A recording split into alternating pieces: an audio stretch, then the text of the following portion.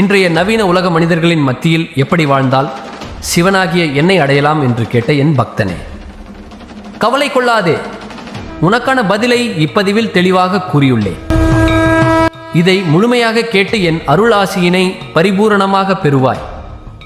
என் அன்பு குழந்தையே, கலியுகத்தின் வேகத்தில் திசை மாறி நிற்கும் உனக்காகவே இந்த பேச்சு. கைலாயம் என்பது எங்கோ இமயமலையில் மட்டும் இருக்கும் பனிப்பாறை அல்ல. அது உன் உள் மனதில் நீ உருவாக்க வேண்டிய அமைதி பள்ளத்தாக்கு. என்னை அடைய நீ காடுகளுக்கு செல்ல வேண்டியதில்லை. இல்லறத்தில் இருந்தே என்னை உணரலாம். இன்றைய உலகில் நீ வாழ வேண்டிய முதல் நெறி அன்பு. அன்பே சிவம் என்பதை உன் சொல்லிலும் செயலிலும் கொண்டு வா. உன்னைப் போலவே மற்ற உயிர்களையும் மதிக்க பழகு. மற்றவர் பசியை உன் பசியாக நினைப்பதே சிறந்த சிவ வழிபாடு. ஒரு உயிருக்கு செய்யும் உதவி எனக்கு சாற்றும் 100 அபிஷேகங்களுக்கு சமம். உன் கடமைகளை தட்டி கழிக்காதே. கடமையே கடவுள். சோம்பலை உதிரித்தள்ளு.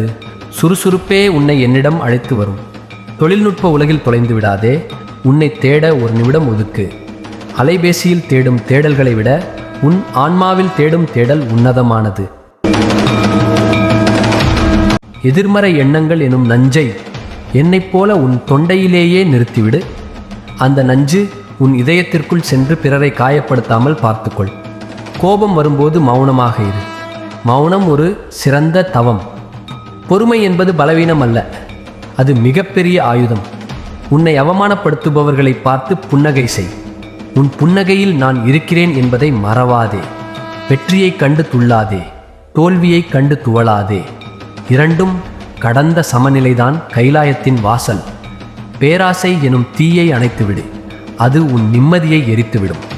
உன்னிடம் இருப்பதை வைத்து திருப்தி அடை. இல்லாததற்காக ஏங்காதே. இயற்கையை நேசி. அதுவே எனது ரூபம்.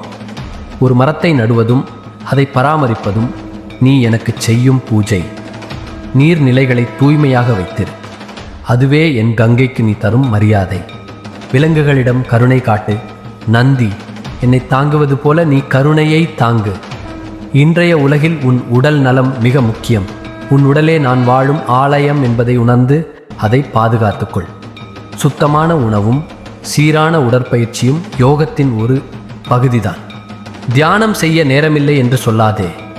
சுவாசம் நடக்கும் ஒவ்வொரு நொடியும் என்னை துதிக்க முடியும். வேலைக்கு நடுவே ஒரு நிமிடம் கண்மூடி உன் மூச்சை கவனி. அதுவே தியானம். ஓம் நம சிவாய எனும் மந்திரம் உன் இரத்த நாளங்களில் ஓடட்டும். அது உன்னை சுற்றி ஒரு கவசமாக மாறி தீமைகளை தடுக்கும். பொறாமை எனும் நோய்க்கு இடம் கொடுக்காதே. மற்றவர் வளர்ச்சியை பார்த்து மகிழ்ந்தால் உன் வளர்ச்சிக்கு நான் பொறுப்பு. பொய் பேசி பிழைக்காதே. உண்மையான வார்த்தைகளே எனக்கு பிடிக்கும். நேர்மையாக உழைத்து ஈட்டும் ஒரு ரூபாய் கோடிக்கு சமம். அடுத்தவர் சொத்து மீது ஆசைப்படாதே. அது உன் தவ பயனை அழித்துவிடும். உன் பெற்றோரை மதி. அவர்கள் நடமாடும் தெய்வங்கள். அவர்களை கைவிட்டவன் என்னை தேடி வந்தோர் பயனும் இல்லை. முதியவர்களிடம் கனிவாக நட. காலம் உன்னையும் அந்த இடத்திற்கு கொண்டு வரும். குழந்தைகளிடம் குழந்தையாக இரு. அவர்கள் சிரிப்பில் நான் ஆடுகிறேன். பெண்களுக்கு மதிப்பு கொடு. அவர்கள் சக்தியின் வடிவம். பெண்ணை இழிவுபடுத்தும் எவனும் கைலாயத்தின் நிழலை கூட தீண்ட முடியாது. மது, சூது போன்ற போதைகளுக்கு அடிமையாகாதே.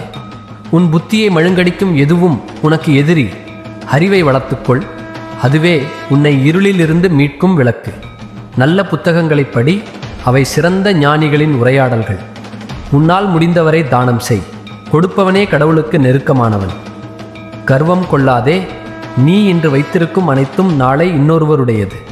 மரணம் என்பது முடிவல்ல, அது ஒரு மாற்றத்தின் தொடக்கம். எனவே சாவை கண்டு அஞ்சாதே. வாழ்வை அர்த்தமுள்ளதாக மாற்று. கடந்த கால நினைவுகளில் மூழ்கி நிகழ்காலத்தை தொலைக்காதே. வருங்காலத்தை பற்றி பயந்து இன்றைய மகிழ்ச்சியை இழக்காதே. இந்த நொடி உன் கையில் இருக்கிறது. அதை அழகாக வாழ்ந்து முடி. யாருடைய மனதையும் புண்படுத்தும் சொற்களை வீசாதே. வார்த்தைகள் அம்பு போன்றது. அதை திரும்ப பெற முடியாது. எதையும் எதிர்பாராமல் கடமையைச் செய். எதிர்பார்ப்பு குறையும் போது துயரமும் குறையும். மற்றவர்களை விமர்சிப்பதை நிறுத்திவிட்டு உன்னை நீ சுய பரிசோதனை செய். உன்னிடம் உள்ள குறைகளை நீ களைவதே உண்மையான ஆன்மீகம். விடாமுயற்சி கொள். முயற்சி செய்பவனுக்கு நான் துணையிருப்பேன். தோல்விகள் உன்னை செதுக்க வரும் உளிகள். வலிகளை தாங்கிக்கொள். அவை உன்னை வலிமையாக்கும். எளிய வாழ்க்கை, உயர்வான எண்ணம், இதுவே கைலாய பாதை. பகட்டிற்காக செலவு செய்யாதே, தேவையுள்ளவர்களுக்கு உதவு. ஆடம்பரம் அகந்தையை வளர்க்கும், எளிமை அமைதியை தரும். யாரையும் வெறுக்காதே, வெறுப்பு உன் ஆன்மாவை பாதிக்கும். மன்னிக்கும் குணம் வளர்த்துக்கொள். மன்னிப்பவன் மனிதர்களில் பெரியவன். தவறு செய்வது மனித இயல்பு, அதை உணர்ந்து திருந்துவது தெய்வ இயல்பு. மனதை கட்டுப்படுத்துவது கடினம்தான், ஆனால் பயிற்சியால் அது சாத்தியம். உன் மனமே உனக்கு நண்பன், அதுவே உனக்கு எதிரி. அதை உனக்கு கட்டுப்பட்ட கருவியாக மாற்று. பிறரது இரகசியங்களை காப்பாற்ற கற்றுக்கொள். புறம் பேசுதல் மகா பாவம், அதிலிருந்து விலகியிரு. உனக்கு கீழ் உள்ளவர்களை ஏளனமாக பார்க்காதே.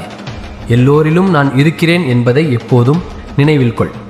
பக்தி என்பது சத்தமாக பாடுவது மட்டுமல்ல, அமைதியான முறையில் என்னுடன் உரையாடுவதுதான் உண்மையான பக்தி. உன் கண்ணீரில் நான் கரைகிறேன், உன் மகிழ்ச்சியில் நான் ஆடுகிறேன். என்னை அடைய நீ 100 மைல்கள் நடக்க வேண்டாம். உன் இதயத்தின் ஒரு கதவை திறந்தால் போதும், நான் உள்ளே அமர்ந்திருப்பேன். கைலாயம் என்பது ஒரு இடம் மட்டுமல்ல, அது ஒரு பக்குவ நிலை. எப்போது நீ உலக ஆசைகளை கடந்து அமைதி அடைகிறாயோ அப்போது நீ கைலாயத்தில் இருக்கிறாய். பயத்தை போக்கி துணிச்சலாக இரு. அநீதியை கண்டு தட்டி கேட்க தயங்காதே. தர்மத்தின் வழியில் நடப்பவனுக்கு நான் என்றும் காவலாக இருப்பேன். உன் நம்பிக்கையே உனது பலம். உன்னை நீயே நம்பவில்லை என்றால் என்னை தேடுவதில் அர்த்தமில்லை. உனக்குள் இருக்கும் சிவம் விழித்தெழட்டும். இந்த உலகம் ஒரு மேடை. நீ உன் பங்கினை சிறப்பாகச் செய். சுயநலமில்லாத சேவை உன்னை மோட்சத்திற்கு அழைத்துச் செல்லும். தினமும் உறங்கும் முன், இன்று யாருக்காவது நன்மையை செய்தோமா என்று யோசி. இல்லை என்றால் நாளை அதை செய்ய உறுதியெடு. நீ மாறினால் உன் உலகம் மாறும். நான் உன்னோடுதான் இருக்கிறேன், உனக்குள்ளேயே இருக்கிறேன். மேலே சொன்னவற்றை நீ கடைப்பிடித்தால் நீ இருக்கும் இடமே கைலாயம். உனக்கு வேண்டிய நல்ல வாய்ப்பு உன் கையிலே வரப்போகிறது. நீ மனசு சோர்ந்திருந்தாலும் உன்னை காப்பது என் கடமை. நீ பயப்படாமல் அமைதியாக இரு, நான் உன்னை விட்டு போக மாட்டேன். உன்னுடைய நாட்கள் மாறப்போகிறது. வாழ்வில் வரும் சில தடைகள் உன் வேகத்தை குறைப்பதற்கு தான், உன் வெற்றியை நிறுத்துவதற்கு அல்ல. எனவே இதையெல்லாம் கண்டு மனமுடையாமல் உறுதியாக இரு. நீ தோற்றுவிட மாட்டாய். உன்னை தேற்ற எப்போதும் நான் உன்னோடன் இருப்பேன். சில நிகழ்வுகள் ஏன் நடக்கிறது என்று உன்னால் புரிந்து கொள்ள முடியாது, ஆனால் எல்லாவற்றுக்கும் காரணம் இருக்கும்.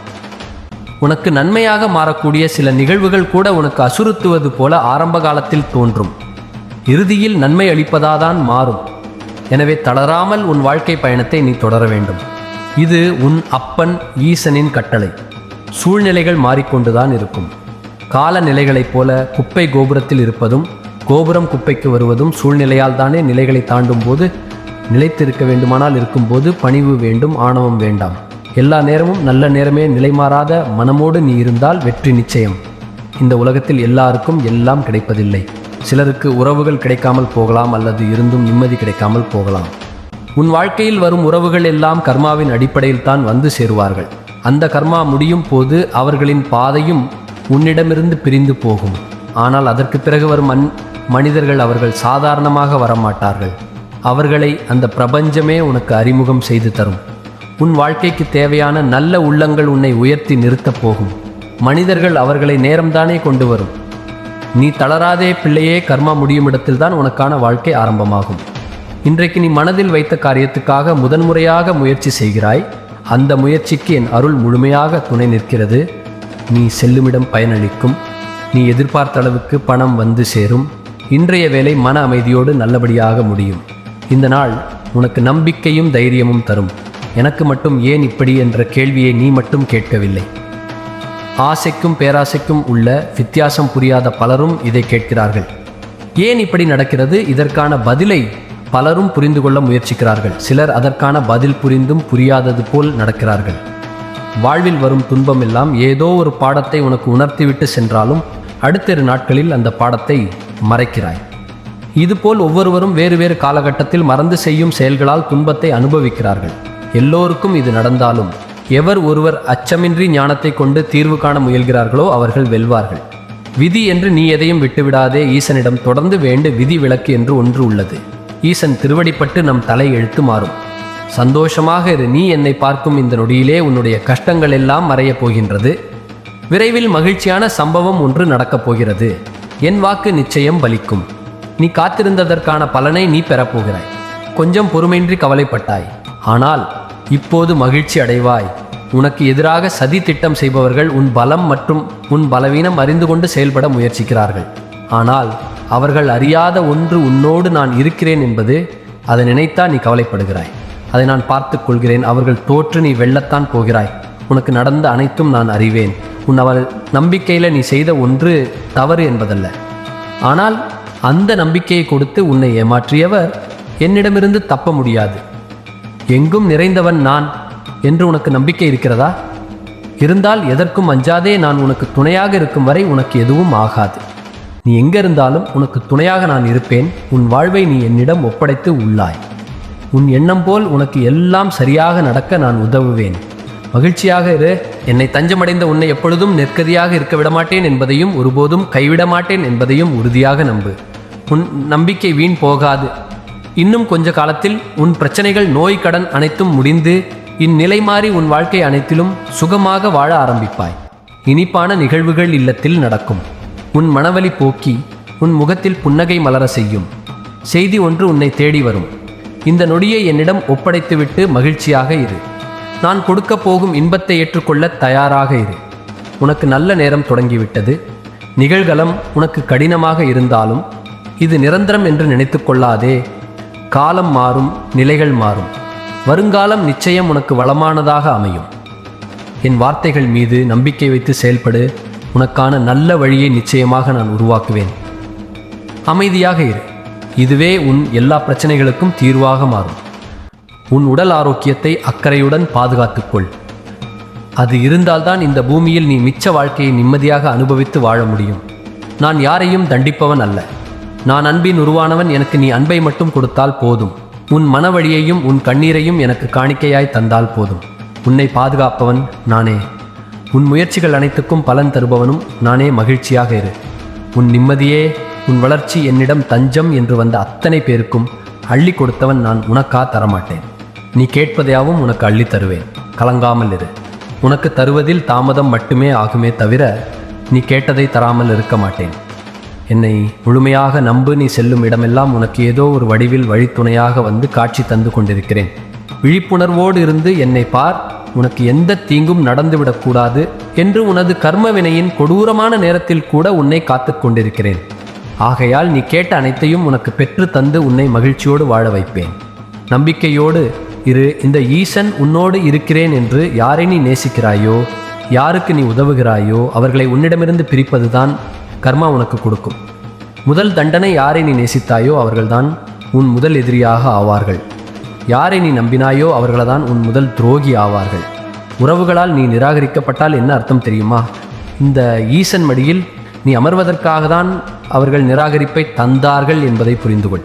அவர்கள் தந்த நிராகரிப்பும் அவர்கள் தந்த அவமானமும் என்னை சேர்வதற்காக தான். ஏன் தெரியுமா? உன்னை உயரத்தில் வைத்து அழகு பார்ப்பேன் என்று அவர்களுக்கு தெரியாது. உன் வாழ்க்கை மேம்பட உன் அப்பன் ஈசன் உறுதுணையாக உனக்கு இருப்பேன். உன்னை வழிநடத்துவேன். உன்னை மடி தாங்குவேன். என் கரங்கள் கொண்டு உன்னை கரை சேர்ப்பேன். எதற்கும் கலங்காதே. உன் துணிவான நெஞ்சத்தோடு நிமிர்த்து நில். என் ஆசீர்வாதம் உனக்கு எப்போதும் உண்டு. பொருந்தாத துணையும் பொறுப்பில்லா உறவுகளும் நம்பி ஏமாற்றிய மனிதர்கள் இவை யாவும் சும்மா நடந்தவை அல்ல. இந்த பிரபஞ்சம் உன் கர்ம வினையின் அடிப்படையில் உனக்கு ஏற்படுத்திய அனுபவங்கள். நீ இந்த ஜனனத்தில் அனுபவிக்க வேண்டிய கர்ம பலன்களை, வலிகளையும் துன்பங்களையும் மனக்கயங்களையும் இதன் மூலம் கடந்து விட்டாய். இதை கடந்து வந்த நீ இன்று உணர்ந்திருப்பது மிக முக்கியமான உணர்வு. இது தண்டனை அல்ல, விடுதலைக்கான பாதை. இந்த பிரபஞ்சம் உன்னை உடைக்காமல் உன்னை கர்ம சங்கிலிகளில் இருந்து வெளியே கொண்டு வந்து எஞ்சியிருக்கும் வாழ்க்கையை உண்மையில் உனக்காக வாழ்வதற்கு ஒரு நியதியை வைத்திருக்கிறது. நீ துன்பத்தால் கட்டுப்பட்ட உயிரல்ல, அனுபவித்து முடித்த கர்மத்திலிருந்து எழுந்த சக்தி. உன் வாழ்க்கையின் புதிய பகுதி இப்போதுதான் தொடங்குகிறது. கேட்டதை அள்ளி கொடுப்பதில் உன் அப்பன் ஈசனை விட மிஞ்சிய தெய்வம் இல்லை என்பதை நீ நன்றாகவே அறிவாய். நான் தரும் ஒவ்வொரு சோதனையும் உன்னை தள்ளுவதற்கல்ல, உன்னை உயர்த்துவதற்கே. சோதனைகளுக்கு பிறகு வரும் அந்த மிகப்பெரிய சந்தோஷம் நிலைத்து நிற்கும், வலிமையோடு இருக்கும். என்னை நம்பியவருக்கு நான் சில நேரங்களில் கசப்பை தருவேன். ஆனால் அது வெறுப்பின் காரணமாக அல்ல. அது மருந்து போல உன்னை குணப்படுத்தி வளர்ச்சி அளிக்கவும் இரட்டிப்பு பலனை வழங்கவும் தான். அந்த கசப்பு முடிந்ததும் உன் வாழ்க்கையில் நான் தரப்போகும் மகிழ்ச்சி நீ தாங்க முடியாத அளவுக்கு பெருகும். என் மீது நம்பிக்கையுடன் இரு. நான் உன்னுடன் இருக்கிறேன். ஈசன் என்ற தெய்வம் கேட்டால்தான் கொடுப்பானா, அப்படி என்றால் அது தெய்வமா என்று நீ கேட்கிறாய். உனக்கு கண்ணை இல்லையா? என் கவலைக்கு ஒரு முடிவு தரமாட்டாயா என்று புலம்புகிறாய்.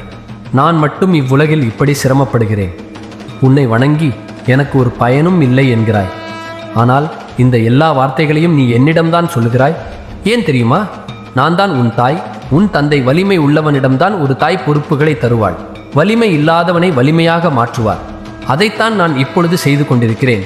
உன்னை கைவிட மாட்டேன். என்னை ஏசினாலும் பேசினாலும் உனக்கு தர வேண்டிய அனைத்து நன்மையும் தருவேன். உன் பொறுமைக்கு உரிய பொக்கிஷத்தை நீ அடையப் போகிறாய் என்பதை நம்பு.